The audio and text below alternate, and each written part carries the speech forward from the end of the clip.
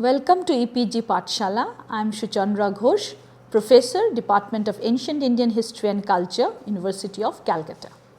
The theme of our discussion is Indian culture, and within Indian culture we have Indian epigraphy as a very important source of history. And today I will be discussing with you a very interesting inscription called the Nasik Prasasti of Gotami Balasiri. This is an inscription belonging to the Satavahana dynasty. Now, before coming in directly into the inscription, what I will be doing in this lecture is that first I will acquaint you with the political history of the Satavahanas, and then the inscription will be discussed in summary, and then each of the historical importance of the inscriptions will be discussed in a continuous manner. Therefore, to begin with, what we find in the peninsular India is that the Satavahanas were the first formidable political entity which reached the zenith of their power around from the 1st century BC to the 3rd century CE, and their territory embraced the Krishna, the entire Deccan actually, spanning from the Narmada river in the north to the Krishna river in the south and extending from the west and the east coast of India. You will be finding this map where there is a circular portion where you have the Satavahana empire or kingdom circled. So, what is important is that the entire region from the west to the east coast was within their territorial hold. Now, talking about the original early control of the Satavahanas, we find that the Sanskrit Puranic text mentions the Satavahanas as belonging to the Andhra Jati or as Andhra Vrityas, that is the servants of the Andhras, in the context of enlisting ancient dynasties. You must be knowing that in the Puranas we have a list of the dynasties. So, here also for the Satavahanas they are known as the Andhra Yatis. As far as the family name is concerned, it is very clear in the inscription that they call themselves Satavahana Kula. The earliest stronghold of the Satavahanas was in western and central Deccan with Pratisthana, that is modern Paitan in Aurangabad, near Aurangabad in Maharashtra, as their capital. Gautamiputra Shatakarni was certainly the first Satavahana ruler to have conquered the eastern Deccan. The first known ruler of this dynasty, according to archaeological finds and the Puranic lists, was Simuka, also known as Chimuka, who can be placed in the 1st century BCE. Shimuka was succeeded by his father Kanha or Krishna, and after that came Shatakarni I. Shatakarni I was the very powerful ruler of the dynasty and has been referred to as the Lord of the Deccan, Dakshina Pathapati. The most prominent ruler of the Satavahana dynasty was, however, Gotamiputra Satakarni. As you know, they were using metronymics in the Satavahana period, and his reign, the Satavahana power actually reached its zenith. Gautamiputra's fame largely rests on his successful contestations of the rival Sakas of the Shaharatha lineage ruling in western India. The periplus of the Erythraean Sea gives us an idea about this contestation, because it says that the Shaka ruler Nambanuz, who is Nahapana, he actually defeated the Shatakarnis, the Satavahanas, and therefore took control of Kalyane, that is Kalyan, the port of Kalyan. The steady rise of the Satavahanas in the western and central parts of the Deccan and also in Vidisha area to the north of the Narmada had previously received a major jolt from the Shaka Kshatrapa ruler Nahapana of western India. Gautamiputra could retrieve the lost glory of the family, and the clinching evidence of his defeat of the Shakas is alluded to by coins issued by him. Satavahana victory is largely known from a coin hoard called the Jogalthembi coin hoard, which is very important in Indian history. In the Jogalthembi coin hoard, about 13,000 coins have been found, and out of those 13,000, 9,000 were restruck by Gautamiputra or counterstruck by Gautamiputra Shatakarni. So, actually there was this practice of counter striking, which shows the territory which was in the hand of another ruler was being now taken over by the other ruler who is counter striking the coins. Similarly, in this case, The coins of Nahapana, which bore his portrait on the obverse and his dynastic emblem of the thunderbolt and arrow on the reverse, were surrounded by the legends in Brahmi and Kharoshti, was restruck by Gotamiputra. The obverse showed an arched hill surrounded by the Prakrit legend Royo Gotamiputasa Siri Satakanisa. It is important to note that Gotamiputra did not use his portrait on the coins, which were later on used by other Satavahana rulers. For the Satavahanas, Nasik was a very important area. It was known as Govardhana in ancient texts, and here in Nasik we have actually the inscription which we will be talking about, and previously many inscriptions by the Shaka rulers were engraved in this Nasik region. So, you can very well see the location of Nasik. Now, this inscription, the Nasik inscription of Gotami Balasiri, is referred to as a Prashasti. Now, what is a Prashasti? Prashasti is generally an avowed political, these are eulogies or panegyrics, and which are avowed political texts. Irrespective of the poetic embellishments and exaggerations typical of the Prashastis, these provide us with a kernel of political narratives. So, generally Prashastis were written by the ruler or made to be written by the ruler himself. In this case, it is a unique situation where we find the mother of the ruler is engraving the Prashasti in favor of her son, who is no more, and during the reign of her grandson. So, this is a unique posthumous Prashasti, and therefore, it is very important, and moreover it is very important as a source of early Indian history. Now, the language of this Prashasti was Prakrit. These were the early Prashastis where we have Prakrit as the language. For example, we have also the Kharavala Prashasti, which was also written in Prakrit. The script is Brahmi and the style is in the Gadya Kavya. We have this particular style. The purpose for engraving this Prashasti was the donation to the monks of the Bhadaniya sect of a cave which was begun by Gotamiputra and completed by his mother. The location is the cave 3 of the Pandalena cave complex, which was commissioned by Gotami Balasiri, and we shall see that how beautiful that cave complex was. So, the Nasik caves, from a distance you can see the series of caves lying there, and then we have the typical caves with pillars and the windows, and then you can see the cave number 3 of Pandalena, which actually bears this inscription. The next point is we have to know what the inscription tells us. So, here we will discuss, we will first give you a summary of the inscription, of the content of the inscription.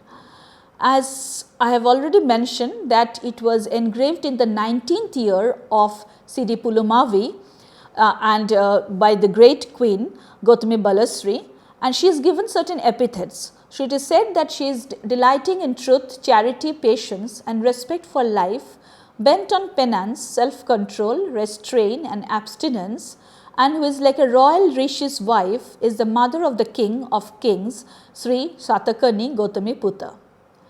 Gotamiputra is regarded equal in strength to Mount Himavat, Mount Meru and Mount Mandara. He is also praised as the lord of the following mountains like the Pavatapati, like Vija, Chavata, Parichata, Sajya, Kanhagiri, Macha, Siritana, Malaya, Mahendra and Setagiri. And later on when we will see the location of these mountains, we will see that these mountains were located either on the eastern Ghats or on the western Ghats, that is area over which Gotamiputra had his control. Therefore, he is referred to as the Pati, whereas for Himavat he is the equal in strength with those famous mountains. He was the king of Asika, that is Rishika, between the Godavari and the Krishna, Mulaka area between Pratisthana in the central Deccan, Kukura, northern Kathiawar, Anupa, Mahishmati to the south of the Narmada, Vidarbha in Nagpur, and Akara Avanti located around Ujjaini in western Malwa and Akara in eastern Malwa around modern Sanchi Vidisha, that is Bhopal region in Madhya Pradesh. It is said in the inscription that he is obeyed by the circle of all kings on earth.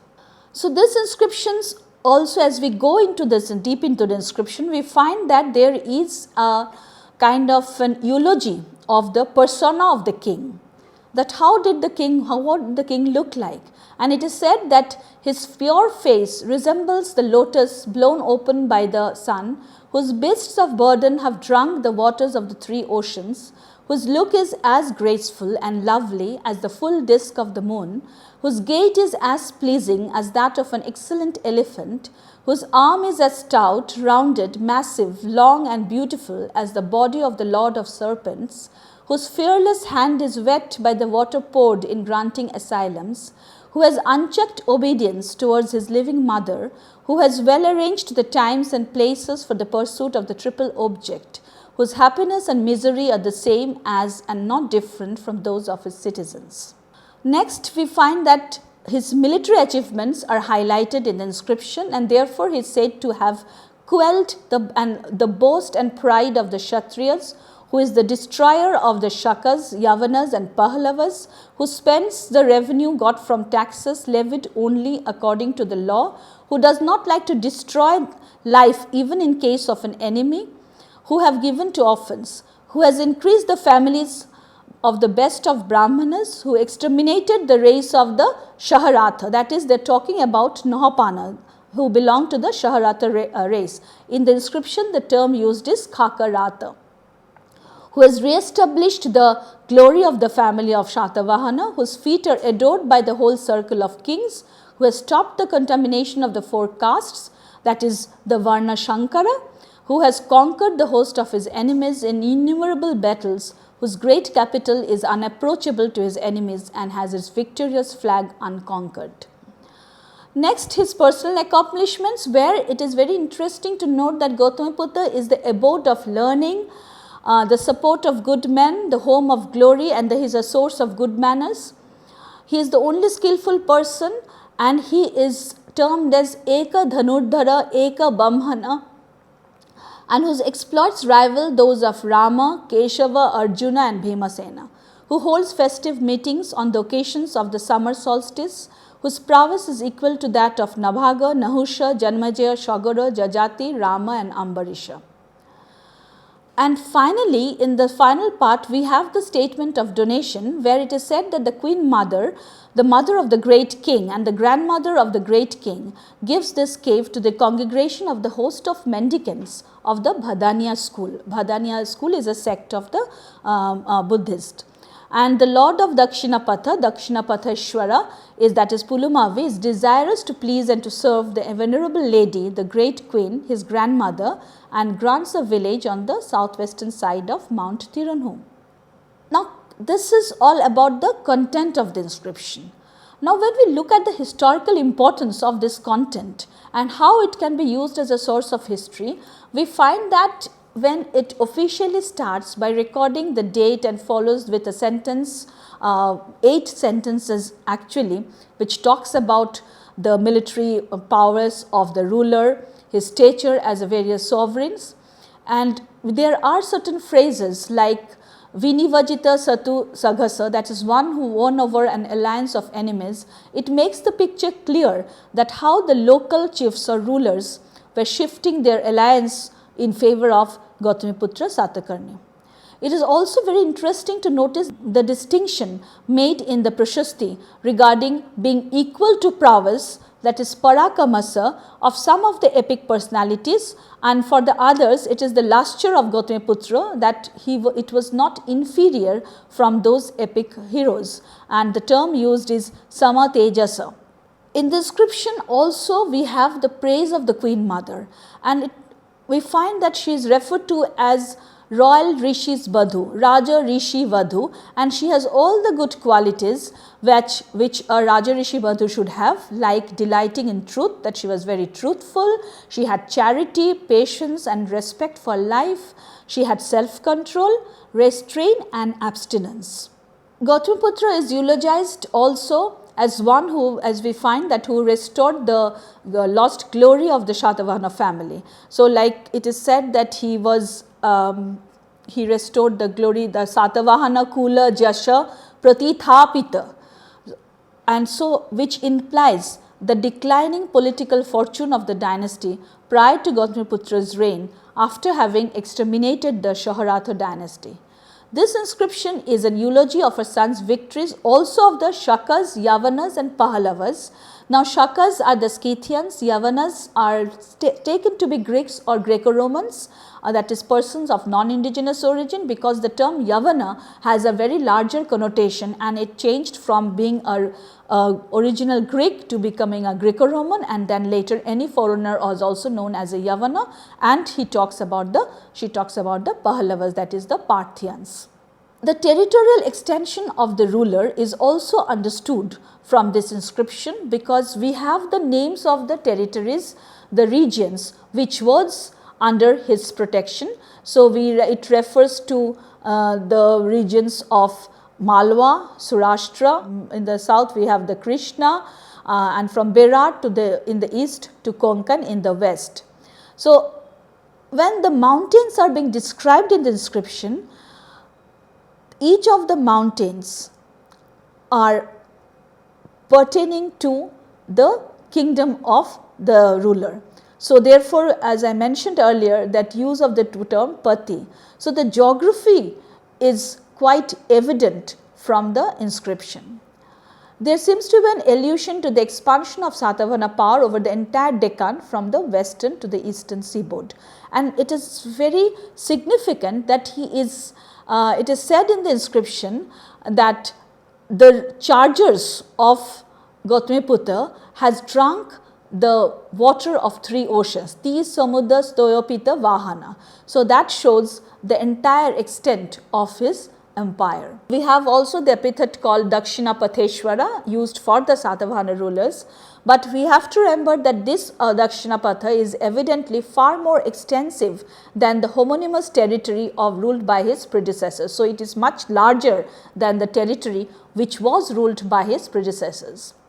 Under Gautamiputra Satakarni, the power thus penetrated to the areas of north of Narmada, for example, eastern and western Malwa, southern Gujarat, and then again to the eastern Deccan. So, it was very important that he was the first ruler who conquered eastern Deccan. Now, if we look at the inscription in general, we find that the Nasik inscription provides univocal evidence of Gautamiputra's defeat of Nahapana and his extermination of the Shaharatha line. Here I may point out that this is one inscription which gives us an idea of the Shaka-Satavahana struggle, which were in different phases. We have this text called Periplus of the Erythraean Sea, which gives us an information of the defeat of the Satavahana rulers by Nahapana, the Shaharatha ruler. In the second phase in this inscription, we find that how Gautamiputra Satakarni defeated Nahapana, and it lays emphasis on the martial valor, presenting him as a king who sustained himself in a situation of continuous siege and attack. Therefore, he is known as a unique archer, Eka Dhanurdhara. The Prasasti reflect actually the competition and the contestation of the period. And if we look at the other rulers of the time or the later part, we find there was always an ambience of competition and contestation. Thirdly, very importantly, it is said that he crushed down the pride and conceit of the Khatiyas, that is the Kshatriyas. So, herein comes the Brahmana within him. So, it is the Khatiya, Dapa, Damanasa, and he is also referred to as a Eka Brahmana. So, the Brahmanical culture, the Brahmanical thing is upheld in the inscription. The dominant Brahmanical aspect of the Satavahanas comes through in his statement when he is called Eka Brahmana, and we have references to the performance of the great Vedic sacrifices by Shatakarni first in the inscription of Naganika at Naneghat, suggests that this was an important means of acquiring political legitimacy. There is also a reference made to the Trivarga or the threefold path. The inscription hails Gautamiputra as one who had actually pursued the 3 goals. The 3 categories of dharma, Artha and Kama were deemed by the Smriti texts to constitute the threefold goals of human activity, and we know that taken together with moksha, they made up the purushartha or the goals of human life. And it was necessary that each of the rulers should pursue the ideals of purushartha, or at least dharma, artha, kama. So, as a whole, when we read these inscriptions, we find that there is an idea of hailing the ruler as a very handsome person, the ruler who is very strong, who has lot of energy, and who is also very compassionate with the common people.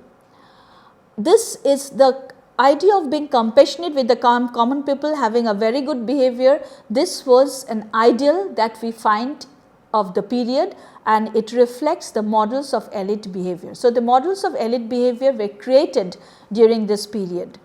Then it is said that Gautamiputra refrained from taking life except when necessary. So, even in the case of the enemy, if it is not absolutely necessary, he would not have taken life.